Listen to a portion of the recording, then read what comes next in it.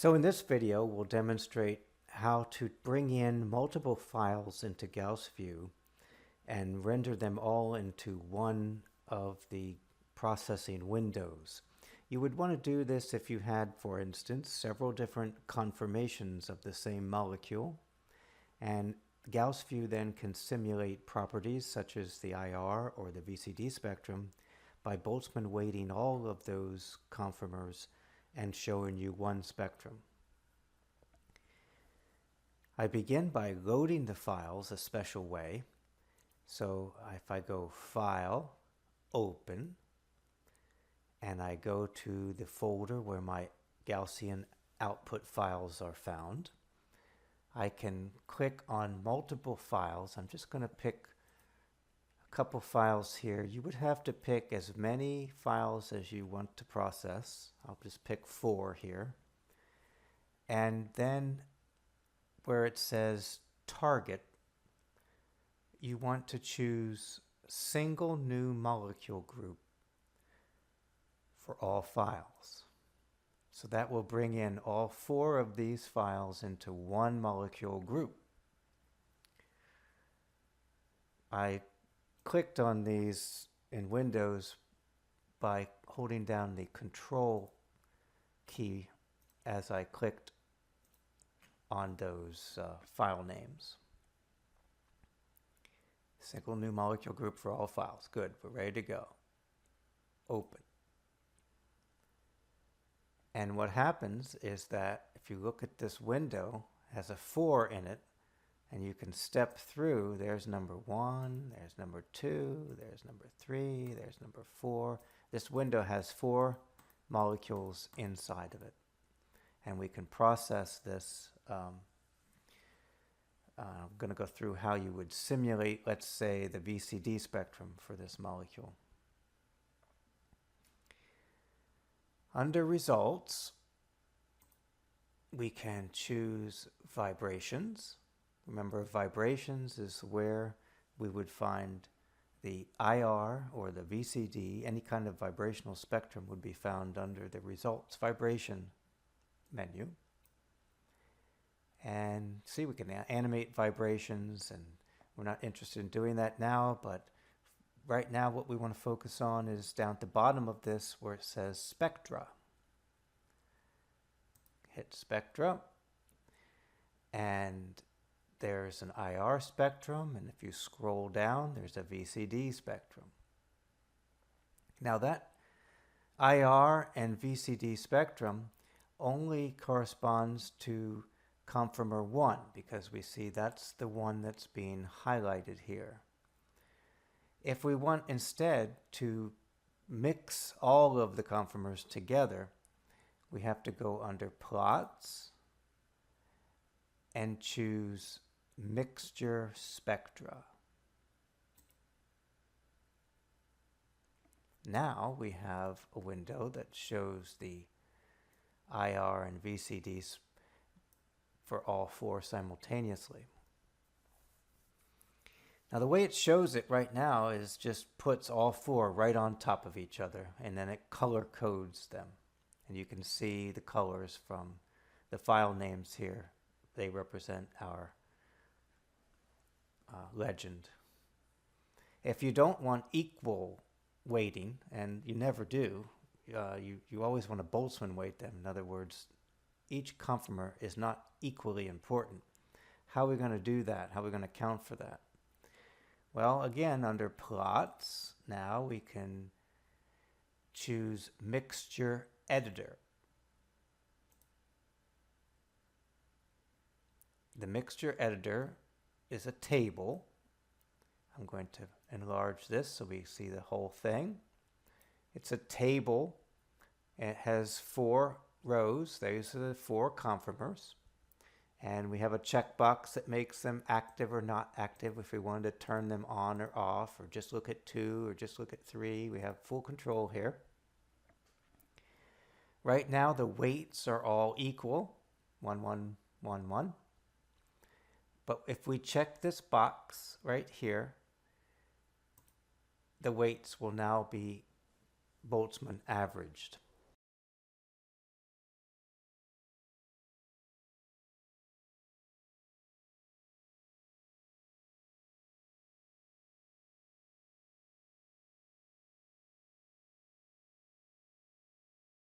It uses the free energy, and by the way, the free energy is also listed here. It uses the Gibbs free energy for each conformer to decide what the Boltzmann population should be. So we can see conformer 1 is by far the most important.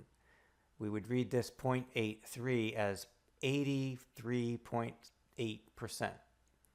And this next one would be 5%. This is 3.6%, and the last one is 7%. It should add up to about 100. Now, while we're in this mixture editor, I want to suggest a couple other things to do. Right now, everything is being shown as a stick and a curve. If we change the plot styles to just sticks, do that for all of them, change the plot style to just sticks, and then down here at the bottom where it says combination,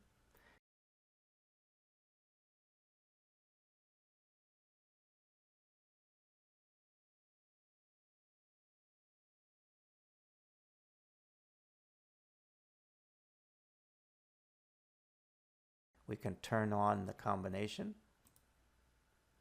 and make that just the curve. So each individual conformer will be shown as a stick, and the combination of all of them, Boltzmann weighted, will be shown as a curve. And we can hit OK, and we can, let's focus for the moment just on the VCD spectrum. So I'm going to hide the IR, and then I'm going to zoom in on the VCD spectrum, and we can examine, let's look at this region over here, for example. Now you can see that there are sticks and there's a curved. This view is very helpful because you can still see each conformer in the background. They're the sticks, right? And then the curved line that you see is the simulated VCD spectrum. That's the Boltzmann average of all of them. It's this view that's important to look at if we want to try to see how each conformation is weighting in, whether there's some conformations that are more important or that they're carrying certain features that others are not. For instance, if I zoom in even more here, I can see that this particular feature of the spectrum that you see is due largely to this one conformer. It's coming in. These other two conformers have much smaller contributions. Here's an interesting feature right here.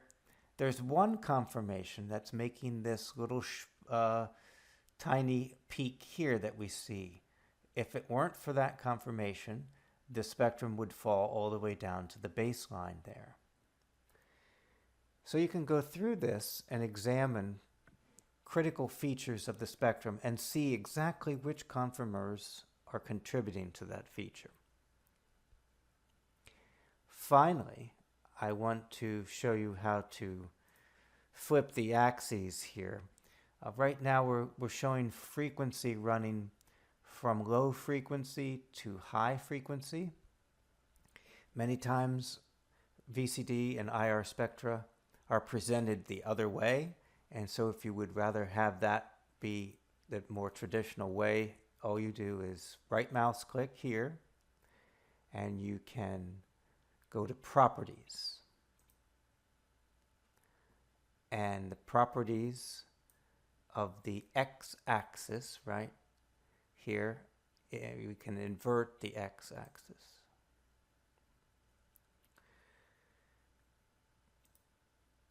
And now the frequencies are going from high frequency to low frequency.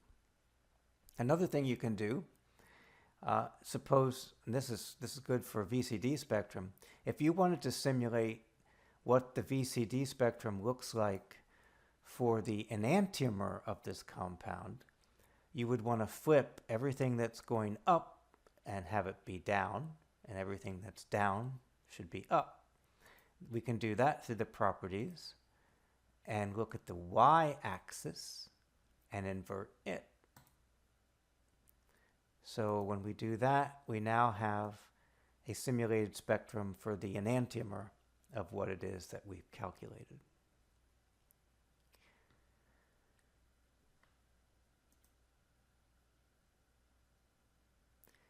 Finally, let me show you how to output this. If we wanted to take this, let's say, to Excel so that we could compare directly to the experiment, we can output the data, and that is in the, again, right mouse click on this and choose Save Data. Save Data. And here, this will create a text file that Excel can read in. You might want to go to the File Save options and tailor this to exactly what you want. For instance, the spectral range for VCD, a good range to use is 800. You really don't need to go any lower than that. And you can go either 1500 or 1800, depending on what experimental range you have available that you want to compare. The step size, you could make that something like 4. That would give you a good 250 points along the spectrum for Excel. If you wanted a smaller step size, that just gives you more points, 1,000 points, and it just makes the plot a little more clear in Excel, but 4 is probably a good number to use for the step size. I'll go back to that. And you just save it out. Click File, give it a file name, Test, Save. And it now has saved a text file that just has 2 columns in it that you can bring into Excel. Let's actually go ahead and do that. Now we can go to Excel and open the file. Here's the test.txt file that GaussView exported. When we open it up, it'll bring up this text import wizard, and we can choose that the items in the file are spaced out or delimited by spaces. So we'll choose delimited and then click on space and finish, and that will make sure that each of the numbers appears in a separate cell. A little bit about this file now. Remember, there were 4 conformers. At the start of the file, it gives each of the 4 conformers individually, and so you'll see the first set here starting, and then the next set starting. So there'll be 4 of these in here. We have to scan past these 4 individual spectra till we get to the section that's labeled here #spectra. This is now the composite spectrum at the bottom. The last set of data points in the file is the Boltzmann weighted average. That's the one you want. And so this is the data here in XY. The X data is the frequency, the Y data is the rotational strength, otherwise known as the VCD spectrum. And you can ignore this column. This is just the derivative of the function at each point. We can see what this looks like by simply highlighting the X and Y data, and under Insert, choose Chart, and I'll choose the line chart. And now we've reproduced in Excel that very same spectrum that we saw in GaussView. And now we can overlay this with an experimental spectrum and compare. I'll show you how to do that in another video.